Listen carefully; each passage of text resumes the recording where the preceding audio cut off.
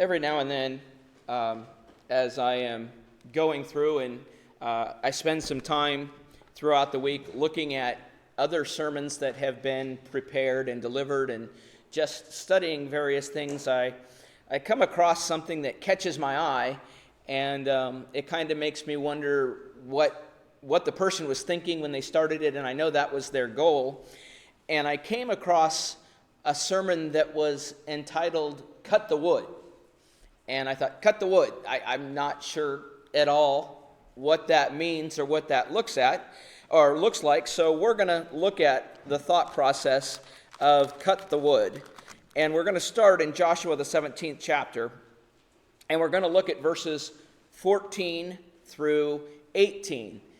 The other thing that I really appreciated as I went through and studied this, and I'm appreciating more and more, is how you can find so much packed in to just 3 or 4 verses, and how much you can find that you can learn from things that you might really never have thought about as you've gone through and you've read some of these accounts. So let's read verses 14 through 18, and then we'll come back and we'll talk about what this is telling us. Prior to this, the land is being divided up among the 12 tribes. And it says, "Then the children of Joseph spoke to Joshua, saying, 'Why have you given us but one lot and one portion to inherit, since we are a great people, inasmuch as the Lord has blessed us until now?' So Joshua answered them, 'If you are a great people, then go up to the forest country and clear a place for yourself there in the land of the Perizzites and the giants, since the mountains of Ephraim are too confined for you.'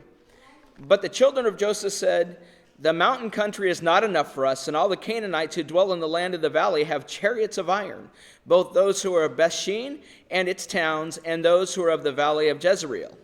And Joshua spoke to the house of Joseph, to Ephraim and Manasseh, saying, 'You are a great people and have great power. You shall not have one lot only, but the mountain country shall be yours. Although it is wooded, you shall cut it down, and its farthest extent shall be yours, for you shall drive out the Canaanites, though they have many chariots and are strong.'" And so as we begin to look at this particular set of scripture or these passages, we start out simply with a complaint. The tribes are being distributed land. They're being gifted from God land for their people. And we have the tribes of Ephraim and Manasseh, and they start out asking a question: why have you given us only one lot and one share to inherit? Because they were comprised of 2 separate groups.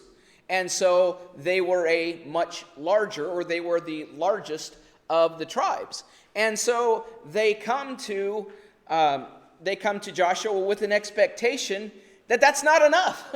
We're more people than everybody else. Surely, since we're a greater number, we should have more land. We're technically divided up among 2 tribes. Therefore, we should receive 2 lots. That's really what their expectation is. They're like, "Why have you only given us one?" Their thinking is, we deserve better. We deserve more. We should get more. They don't see the gift that they're being given. They see what they want, right? Yeah, you're giving me, but I deserve more. Now, when I was studying this and I looked at the way that it was being presented, when the person that put this together looked at the term great, he took it from a different perspective than I did. And I'll say I don't think it's what fits here, but I will say there can be a lesson from it. And his thinking on it was they were prideful. We're a great people. And so because we're great, we deserve more. And I think there's some teaching that we can talk about with the idea of pride and arrogance and thinking that we're owed something. But I don't think that's the mentality that we're dealing with here. I don't think that's what we're talking about. Many of the translations will read, "We are a great number." "We are a large group." It wasn't coming so much from a pride perspective, was kind of just the way man thinks. There's more of us, so we should get more. If there's 2 tribes combined into one, and every tribe gets 1 lot, then clearly the one that has 2 should get 2. That's just kind of the way man would think, right? We deserve it. We deserve more. We're a great many people. And they even reference back to, the Lord has been great to us up to now. Which is to say, why would he cheat us out of a secondary? Why would he cheat us out of more? He's been good to us all this time. Why now is he only giving us one lot? Why now is he giving us what he feels is right instead of what I feel is right? That's what it comes down to. They're approaching this idea with, this is what we deserve, this is what we're owed, and we expect it, and God says, this is what you get. That's it. And you know what? What you get is a blessing, and you should be happy. That's the initial take that I received from this particular set of passages. And you know, I think there are many Christians today that fall into that same category, where we kind of miss the gifts that we have. We start thinking to ourselves, I deserve better. God, I've been faithful to you. Why did you not give me that job promotion that I looked for? You know, we expect it, but it's not what God expects for us. But we think that we deserve it. We might think, I deserve a bigger and a better home. God, I deserve something better because I have a larger family than somebody else, you know, and I have a smaller house than they do. And how come if I have more people in my family, don't I deserve a larger home to accommodate? And not looking at the fact that I do have a home to accommodate, right? Not recognizing that I already have the gift, that I've been given a gift, but we get caught up in this idea of I deserve more. Or what about the congregation that says, God, we've been serving you faithfully for years, and we're not seeing the growth we expected. God, we deserve more. Look at the amount of work that I've put in. We deserve it, God. You need to give us what we deserve. Is that how we want to approach God? But it's not always something that's out there and not something that's always blatant disrespect. It's just a mindset that can develop if we're not careful. You know, when Paul writes to Timothy about the love of money being the root of all kinds of evil, it's the mindset that we start getting that instead of seeing what God has given and blessed me with, we're starting to think, well, I have expectations, and if God hasn't met my expectations, then something's wrong. When I should be looking at if I hadn't met God's expectations, something's wrong. You see, the expectations should be placed on me to do his will and not him to do my will. But we get into this mindset. And again, I don't believe from this text, and I don't believe that this was done out of pride and arrogance. I believe this was done out of just simply a way of thinking, and they weren't thinking properly, and they weren't being careful. You know, we might do the same thing if we saw that certain people were being distributed. Say we were at work and we saw certain people distributed X amount of money for this group and X amount of money for this group and X money, and then it gets to us and we have more than they have. In our mindset, we might think, well, there's going to be more given to us to be distributed out. But maybe that's not what the boss intended. Maybe that's not the way it's supposed to be. So it's a mindset. And what we have to do is we have to get past that and we have to learn to be content. You know, it's not why did my house get flooded, but at least I had a house that could be flooded. Right? Why do I have to go stay in an apartment for several weeks? Well, at least I have an apartment to stay in. Why do I have to go stay in this rental house and not my own? Well, at least I have a place to go. You know, I had to do a lot of learning over the course of the past year. Why are you putting me through these surgeries? Well, at least I have feet and can walk. But sometimes we get this expectation that I deserve better, right? God, I'm a gospel preacher. I try to do your will. I deserve to have the perfect physical body, and certainly I deserve to have a really nice home to bring people in, because isn't that what you would want? Wouldn't you want people to come into a home that's nice and open? So God, I think I deserve that. God has blessed me greatly with a home, but he could say, God could say, Rob, that's the home I've chosen for you. You know, that's what you get. So we learn to be content, or we should, in 1 Timothy chapter 6, verses 6 through 8. Paul tells Timothy, now godliness with contentment is great gain. So if you're godly and you're content, you have great gain. For we brought nothing into this world, and it's certain that we can carry nothing out. And having food and clothing, with these we shall be content. We didn't come into this world with anything. Everything that we have is ultimately a gift of God. And so we need to accept that, recognize that, and once we get to the point where we can see it, then we need to go beyond seeing it to the idea of appreciating it. I appreciate what God has given to me. I appreciate the fact. I think of when we had someone visiting from Zimbabwe, and he stayed with us for a few days, and his amazement of some of the things that we had. The first thing was opening a cupboard and seeing, I think I mentioned, 4 different types of cereal. You can choose between 4 different things for breakfast. You know, I get this particular bread and this particular rice. I mean, I don't have a choice. How amazing it was. And I think, man, I've got 4 choices, but I don't want any of those. I sure wish I had some Fruit Loops or something else to throw in there too. We don't appreciate what we have, but he was amazed by it. And then the other thing was, and I won't forget it because I think, and maybe I'm wrong, you could check with my wife and confirm this, but I think he was a little bit embarrassed, but he needed to have his clothes washed. And so he wanted to know if she would wash his clothes.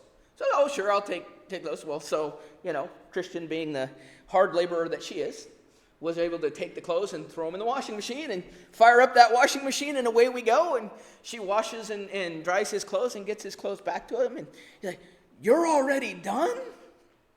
"Oh, yeah. Well, how did you do this?" So she showed him the washer and the dryer. And he was amazed. He had to get online and tell his wife about how his clothes could be washed.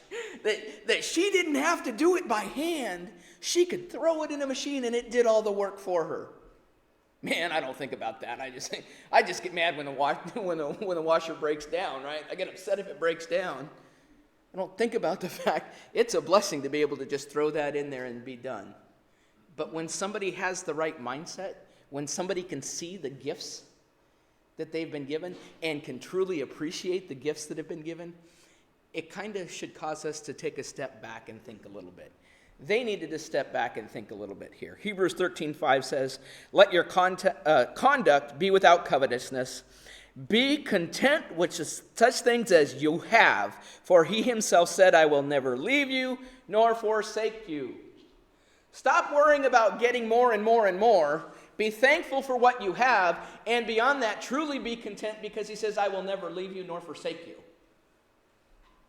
This was part of God's special tribe, God's special people, right? They were part of God's special people. He's not going to leave or forsake them, and they're concerned about the idea that they only got one portion. So Joshua is going to offer a little bit of counsel to these people. And he's going to let them know that if they desire more, they can go cut the wood. That's basically what he's going to tell them. And that's where this idea is. He says, if you want this land, you need to go and clear this land, right? Go clear it for yourselves, and you can have this land. But this is going to require work, and this is going to require effort, right? It would take work to go out and cut the trees down and make room, wouldn't it? It would take some time, take some energy to get all that stuff done. But if you cut away the wood, if you get rid of all the trees and things like that, you now have more space for more people. So he says, if you need more room, go do the work, right? Go do the work. You can't just sit back and expect everything, but it appears that they would rather complain about the situation than work to resolve it. They want to complain that they didn't get what they wanted. They feel like they deserve more. And oh, by the way, if we tried to take this land over here, there's people that would prevent us from doing that. Does that sound familiar to anybody? I'd really like to have a better home. Go do the work and wait for the blessings to come. Go on. I really want to see the congregation here grow. Go out and do the work. Don't just sit back and say, God, we deserve growth. Go cut the wood, right? Go out and talk to people. Go do the work. But he doesn't leave it there because he's going to tell them that doing the work is when the blessings are provided. But let's look a little further. So what do we need to learn? Exactly what we were just talking about. We need to learn to do the work. In Philippians chapter 2, verses 14 through 16, the Word of God says, do all things without complaining and disputing. Right off the bat, we see, contrary to what's taking place there, right? Because they're complaining about what they've been given. But it says, do all things without complaining and disputing, that you may become blameless and harmless, children of God without fault in the midst of a crooked and perverse generation, among whom you shine as lights in the world, holding fast the word of life, so that I may rejoice in the day of Christ, that I have not run in vain or labored in vain. So do all things without murmuring and complaining. Be content with what you've been given, and then use the skills that you've been given by God to go and do the work. Right? That's what these people needed to do. There was a desire for more. Our desire for more can't stop with just a desire. Our desire for growth in a congregation can't stop with just desire. You want to bring in a congregation is without a preacher for years. Okay? They can sit back and they can say, God, we've waited for all this time, and the men have filled in, and they've done everything that they can do, and we have done everything to keep your church going and spreading the gospel and doing it. We deserve to have a preacher right now. If you want to find a gospel preacher, you got to do some work, right? Do the work, and then let God give the blessings. But it starts with do the work. Luke 10, chapter 2 says, then he said to them, the harvest truly is great, but the laborers are few. Therefore pray the Lord of the harvest to send you out laborers into his harvest. The harvest is great. The opportunity is there, right? The harvest is there. There's just nobody working. When it comes to these tribes, the land was there. It needed to be taken. They needed to cut the wood, i.e. knock down the trees, i.e. do the work that needs to be done. And that's really the message that exists for us. We have to stop complaining and murmuring. We need to do the labor that needs to be done. And we need to recognize opportunities and understand that reaching our desired goals is going to require work.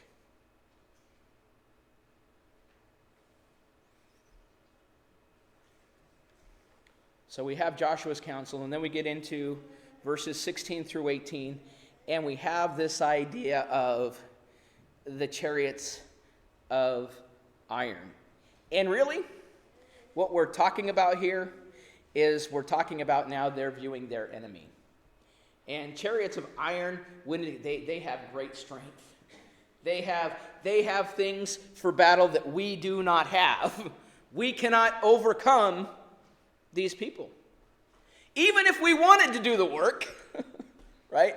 Now we've been told, we've been counseled, okay, next excuse. Even if I wanted to do the work, the enemy's too strong, right? Even if I wanted to spread the gospel, Satan and his followers are too strong. That would be the equivalent argument for us today. But what do we learn in Ephesians, the 6th chapter? I'm going to encourage you to go ahead and turn over to Ephesians, the 6th chapter.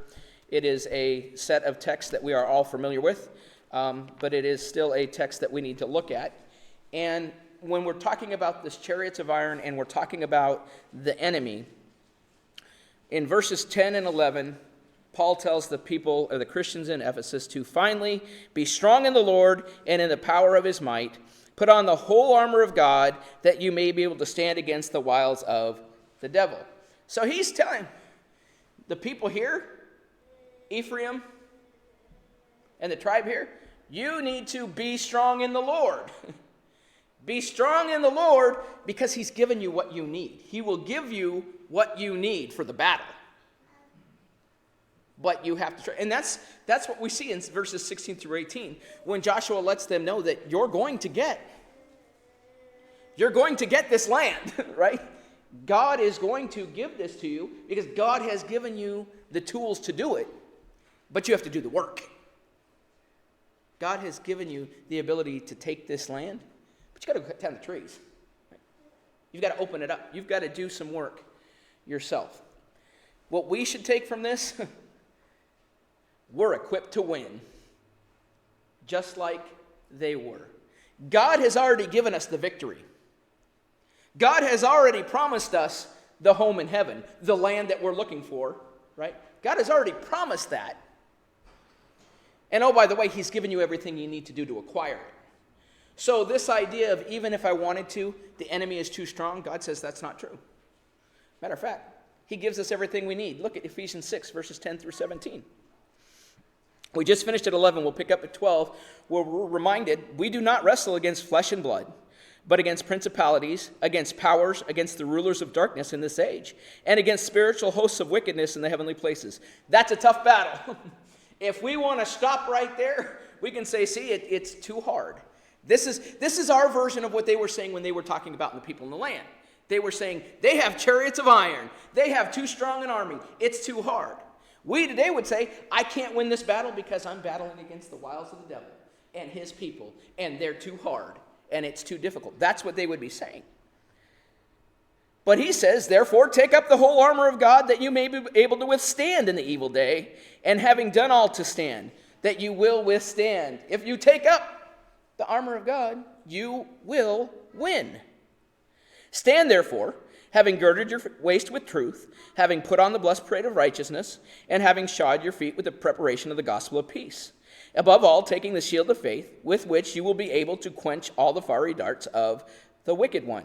And take the helmet of salvation and the sword of the Spirit, which is the word of God. Here's everything that you need. Go do the work. Here's your tools.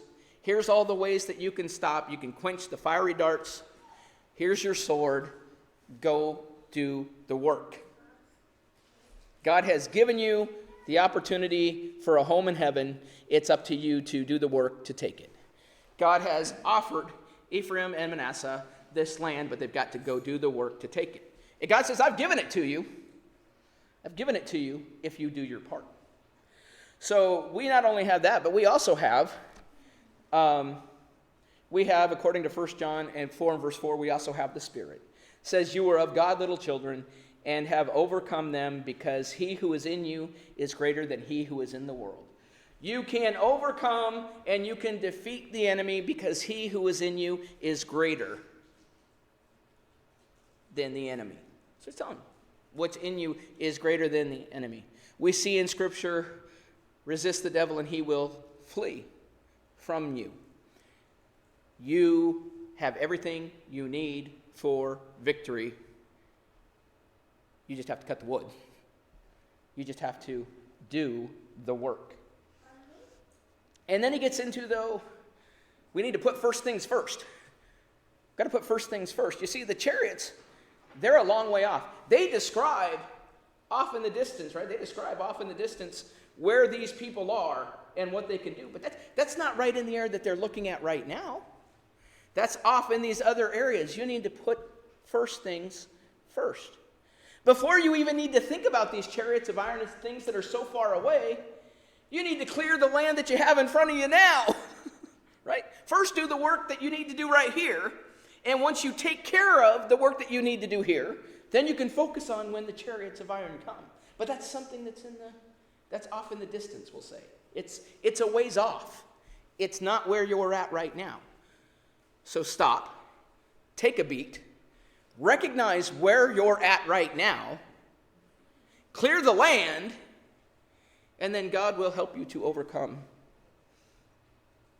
the iron chariots.